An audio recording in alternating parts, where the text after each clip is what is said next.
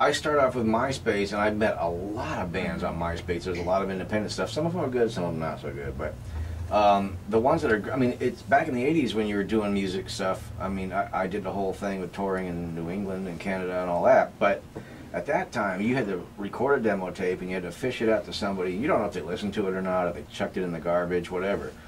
You've got MySpace, you've got YouTube, where you can put the videos up, and you've got an immediate response from the listeners, whether it's good or it's bad or whatever. You know, that's the power of the internet. You get the immediate response, and you can find out what sucks and what doesn't, and now you got a good album. You know?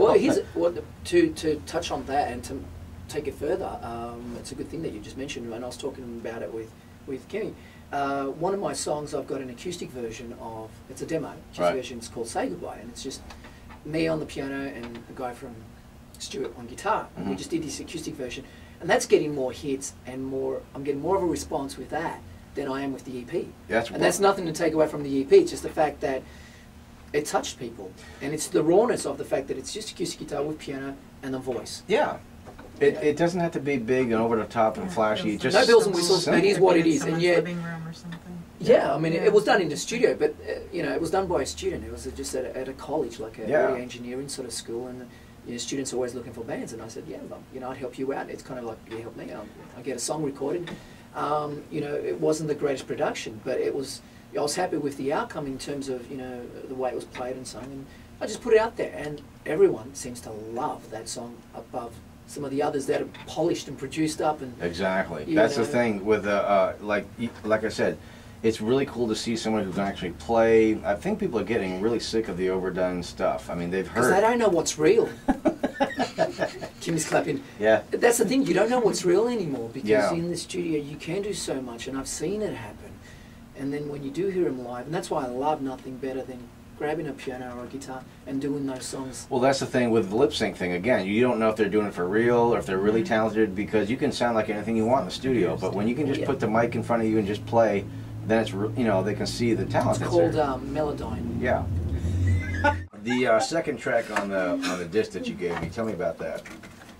I think it's called Breaking Me Down. Okay. Well, it's one of those things where people ask me about what certain songs are, and I try not to tell them because they have their interpretation of it, and then I have mine. But in this case, I will say what my version of this song is. And it's basically about a conversation that I had with my guitar. Now, my guitar's called Sophie. Okay. So so it's called Sophie. So it's basically about Sophie and I. Lisa's freaking. Guys, do name their instruments, okay? I'm trying to be serious here. Would you just pay attention? I am. The girls call their things the twins, the girls, whatever. So we got Sophie. I mean, this is Sophie just is offended. Apologise to Sophie. I'm sorry. Okay, Sophie's okay. She accepts. I'll buy you a coat. But no, in all seriousness, Breaking Me Down was basically, a conversation between me and Sophie about the industry and where I'm at, and it breaking me down and seeing the world passing me by, and I'm standing still, and it's like, where's, this is all I've ever wanted and needed, and and that's that type of thing. So many years ago, and that's what I felt at the time, and I guess that was the strongest statement that I wanted to say for the EP, and hence why that's titled Breaking Me Down, because that just said it all right then and there. Very cool.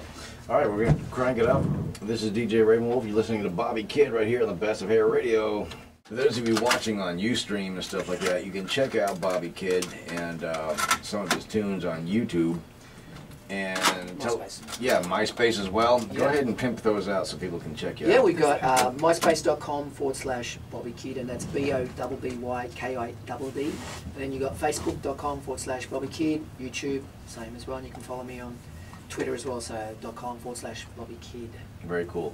Where are the music being sold? Is it on MySpace or iTunes or where? iTunes and Amazon. So the EP is available, so you could either just download a single song at a time, or the whole 6-track EP. So very cool. iTunes and Amazon, one of the things that a lot of the musicians and a lot of the DJs are talking about lately is all the file sharing. Whereas, if you're an established band, maybe it doesn't hurt you so much because you already got your mansion. But when you're kind of a starving artist and you're trying to make some decent music, how does that kind of thing? I mean, it's kind of weird when you put out the album and somebody's already got it.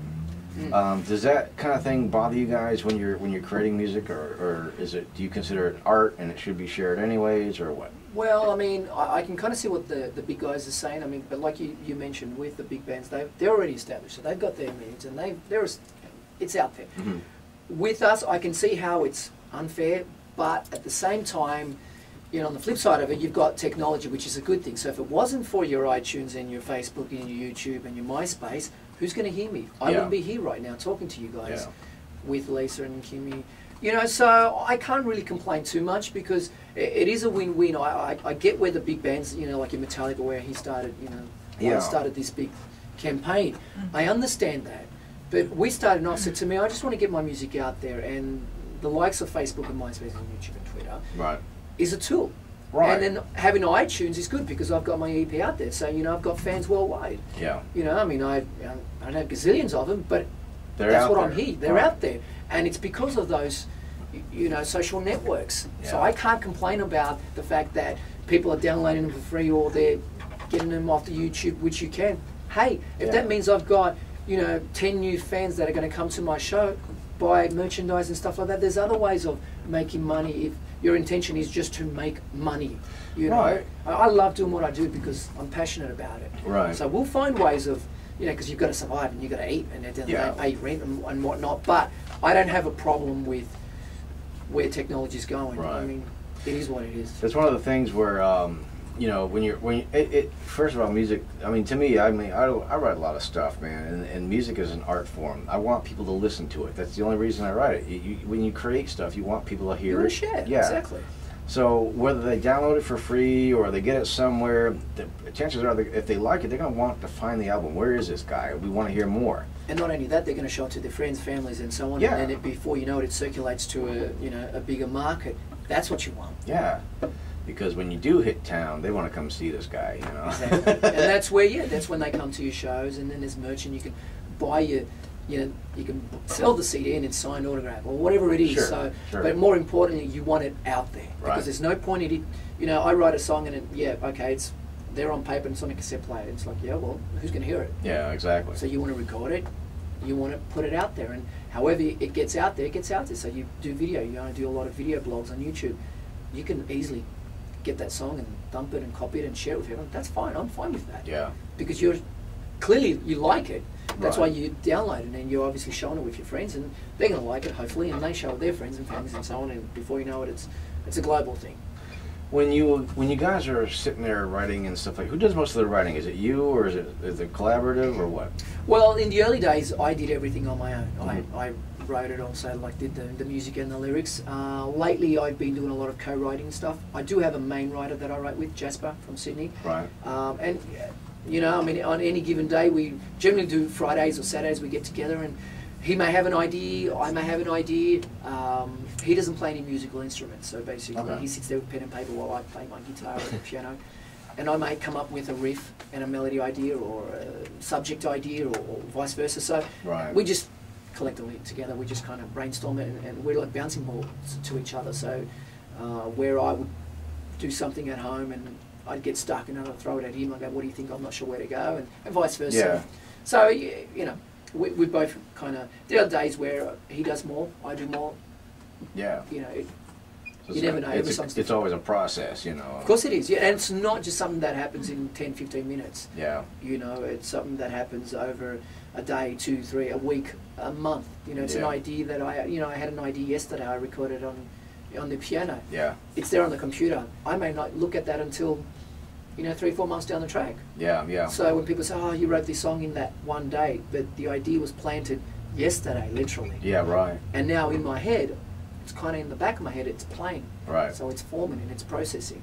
So when I get back home, I'll just kind of listen to it. That's kind of how Aerosmith writes their stuff. They'll just get in the studio and just jam for a while, and all of a sudden something sounds really cool, and they start building on that, and then they got a song, you know. Perfect example. I mean, last night I was auditioning this new guitarist that I'm going to be working with, James, on acoustic guitar, and the songs, like one of the songs, No Longer My Own, and we do a false ending, and we do all these little things. So you do the song as it is, and then we jam it, and then you go, wow, okay, it's taken it to another level, just by throwing ideas at each other. That's the beauty about music. There is no set rule about, here's the song, but now it's like, try this, and everyone's just chucking ideas, and if it works, it works. If it doesn't, well, who cares? As long as you're having fun.